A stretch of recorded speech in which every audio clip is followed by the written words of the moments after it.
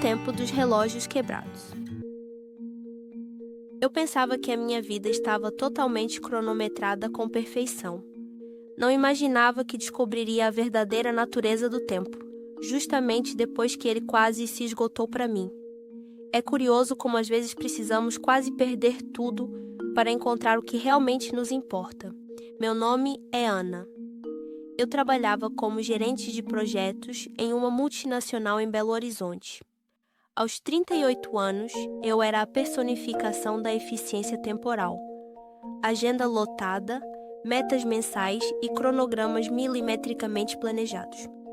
Minha vida funcionava como um relógio suíço. Eu acordava às 5h30 para ir para a academia e tomava o meu café da manhã às 7h15. Chegava no escritório às 8h30 em ponto e almoçava precisamente em 45 minutos.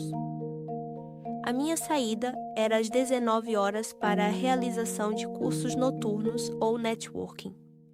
Dormia sempre à meia-noite após revisar a agenda do dia seguinte. Controlava o tempo de todos ao meu redor. As reuniões começavam no minuto marcado e os relatórios tinham prazos inflexíveis. A minha equipe de 12 pessoas havia aprendido que tempo é dinheiro não era apenas um clichê, mas a minha filosofia de vida. Eu era reconhecida na empresa pela pontualidade impecável e pela capacidade de entregar projetos antes do prazo.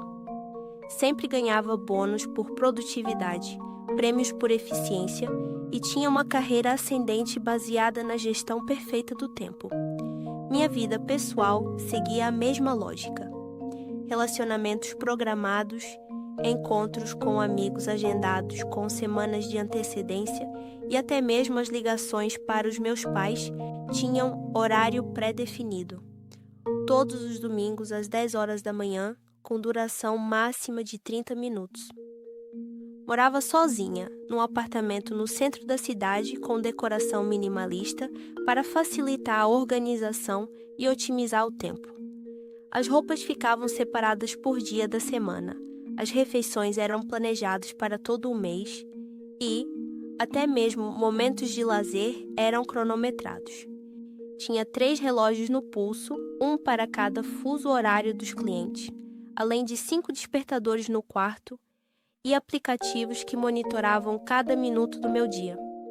Sabia exatamente quanto tempo gastava dormindo, trabalhando, comendo e me exercitando.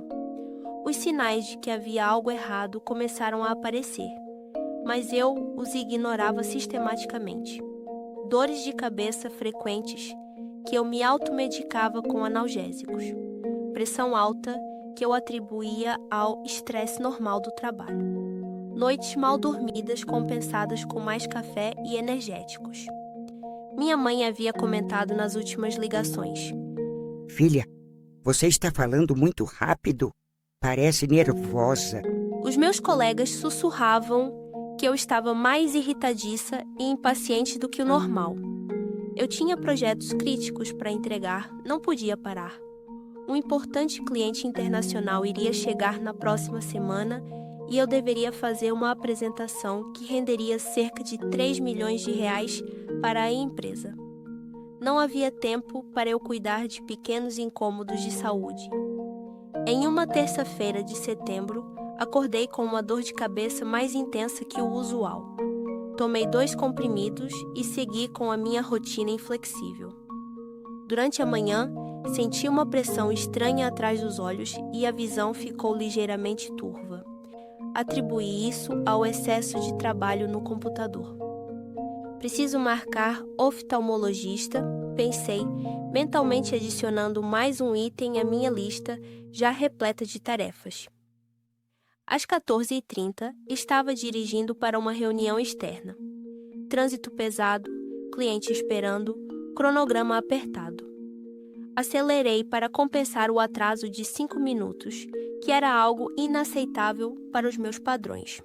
No semáforo da Avenida do Contorno, eu senti a primeira tontura forte. O mundo girou. A minha visão escureceu nas bordas e a mão direita formigou de forma estranha. Pensei que deveria ser hipoglicemia, pois pulei o almoço para não me atrasar. O semáforo abriu. Acelerei novamente e a última coisa de que me lembro foi de olhar o relógio do carro que marcava 15 horas e 17 minutos. Depois, escuridão absoluta. O que aconteceu nos minutos seguintes somente soube por meio de relatórios médicos e depoimentos de testemunhas. Desmaiada, perdi o controle do carro a 60 km por hora e bati na mureta de proteção. O impacto foi violento, mas o airbag me protegeu. Porém, o que quase me matou não foi o acidente.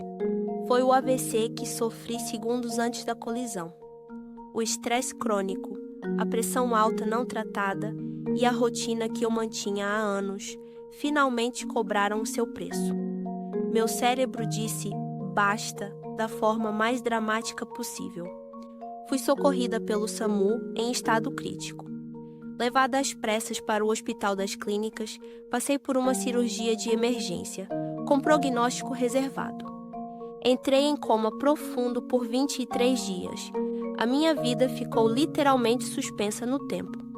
Meus pais viajaram desesperados de Goiânia para Belo Horizonte. Roberto, meu chefe, me visitava diariamente e a minha equipe se revezava no hospital. Amigos que eu mal via, devido à agenda corrida, apareceram para rezar por minha recuperação. Ela sempre foi tão agitada. Ouvi minha mãe contar para uma enfermeira, no período em que comecei a recuperar a audição, mas ainda não era capaz de abrir os olhos nem me manifestar. Desde pequena, Ana corria contra o tempo e nunca parava para descansar. Durante o coma, vivi uma experiência que mudaria para sempre a minha percepção sobre o tempo. Sonhei que estava presa em uma sala cheia de relógios quebrados. Todos marcavam 15 horas e 17 minutos.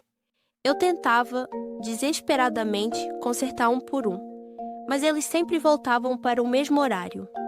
Eu tentava me organizar para reuniões, trabalhos e palestras, mas não conseguia e ficava em pânico, pois todos os relógios marcavam sempre o mesmo horário, 15 e 17.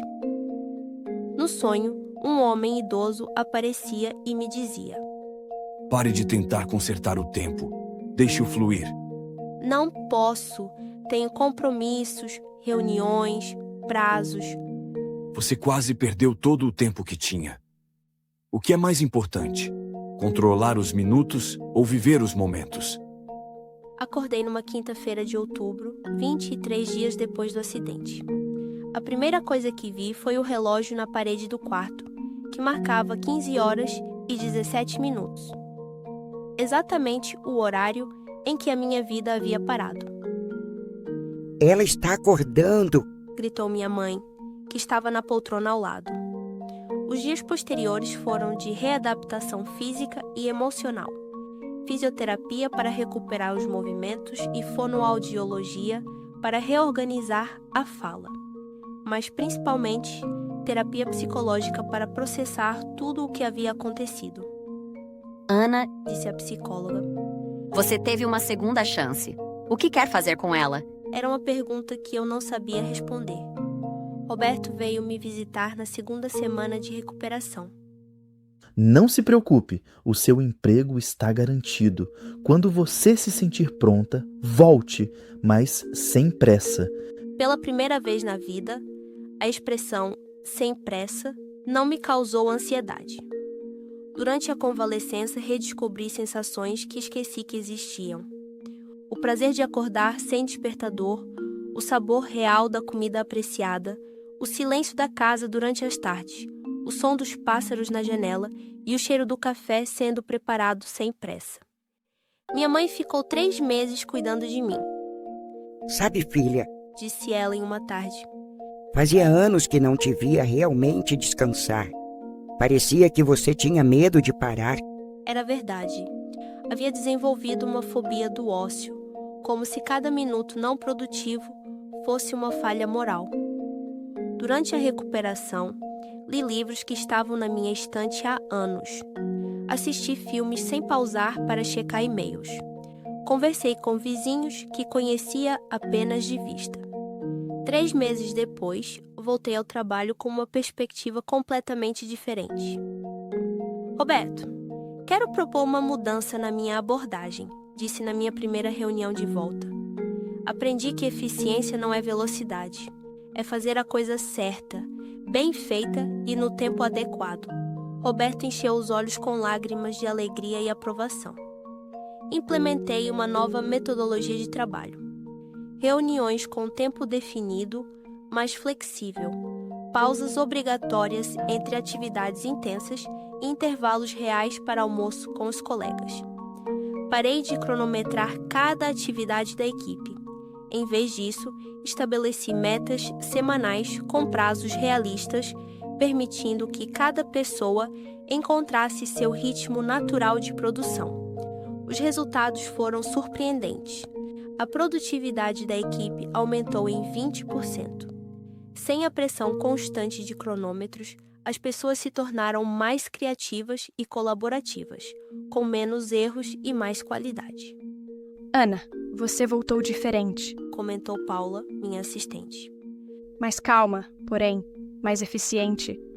Como isso é possível? Paula, descobri que quando paramos de lutar contra o tempo, ele começa a trabalhar a nosso favor. A minha transformação era evidente para todos. Estabeleci limites claros entre vida profissional e pessoal. Celular desligado após as 19 horas. Fins de semana sem e-mails corporativos e férias reais, sem trabalho remoto. Comecei a namorar pela primeira vez em anos. Foi um relacionamento que cresceu naturalmente, sem cronogramas ou pressões. Redescobri o prazer de encontros sem agenda fixa. Retomei hobbies abandonados como pintura, jardinagem e culinária, que exigem paciência e não podem ser acelerados artificialmente. Um ano após o meu retorno, Roberto me promoveu a diretora de bem-estar organizacional. Ana, queremos que você implemente em toda a empresa o que aprendeu em sua jornada. Nossa rotatividade diminuiu 60% no seu departamento e o índice de satisfação é o mais alto da história. Criei o programa Tempo Saudável, com uma metodologia que equilibra produtividade e qualidade de vida.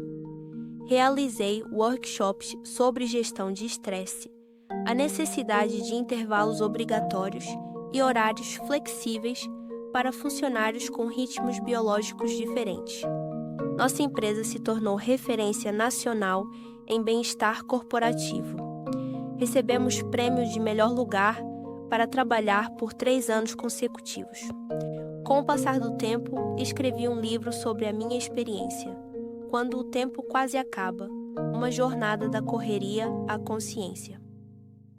Foi um sucesso que virou best-seller e me levou a uma carreira paralela como palestrante. Sempre digo nas palestras que quase morri para aprender a viver. Hoje vejo que o tempo não é nosso inimigo. Somos nós que declaramos guerra contra ele e, assim, contra a nossa própria vida. 4 anos depois do acidente, fiz uma descoberta que fechou o ciclo da minha transformação. Pesquisando sobre minha data de nascimento, descobri que eu havia nascido às 15 horas e 17 minutos. O mesmo horário que vi no relógio antes do acidente e o mesmo horário em que acordei do coma. O horário que representava tanto um fim quanto um recomeço. É como se você tivesse nascido novamente, disse minha mãe quando contei sobre a coincidência. Hoje, 5 anos depois, mantenho uma relação completamente diferente com o tempo. Uso o relógio, mas não vivo escravizada por ele. Tenho agenda, mas com espaços intencionais. Planejo o futuro, mas estou presente no agora. Se precisar mudar os meus compromissos, faço isso sem problemas. Descobri que a verdadeira produtividade inclui tempo para descanso, reflexão e relacionamentos. Que eficiência real não é fazer mais em menos tempo, mas fazer o que importa no tempo certo. Meus pais notaram a transformação profunda. Roberto implementou minha metodologia em todas as filiais da empresa. Ana, você não apenas salvou sua própria vida, melhorou a vida de centenas de funcionários. Hoje, quando alguém me pergunta sobre gestão de tempo, respondo: não gerencie o tempo, honre-o. O tempo é um presente que recebemos, não um inimigo que devemos vencer. Meu acidente me ensinou que podemos perdê-lo a qualquer momento. Hoje acordo todos os dias grata pelo AVC, que quase me matou, mas que me devolveu a vida real. Pela experiência traumática que me forçou a reaprender o que significa viver, e não apenas existir. Às vezes, é preciso que o tempo pare para descobrirmos como devemos nos conciliar com ele. A minha vida agora tem ritmo, não mais a correria de antes. Tem propósito, não apenas produção. A única forma de valorizar cada dia que me foi devolvido é não mais tentar prender o tempo em uma gaiola, mas deixá-lo livre para seguir o seu ritmo e tê-lo como aliado, não como inimigo.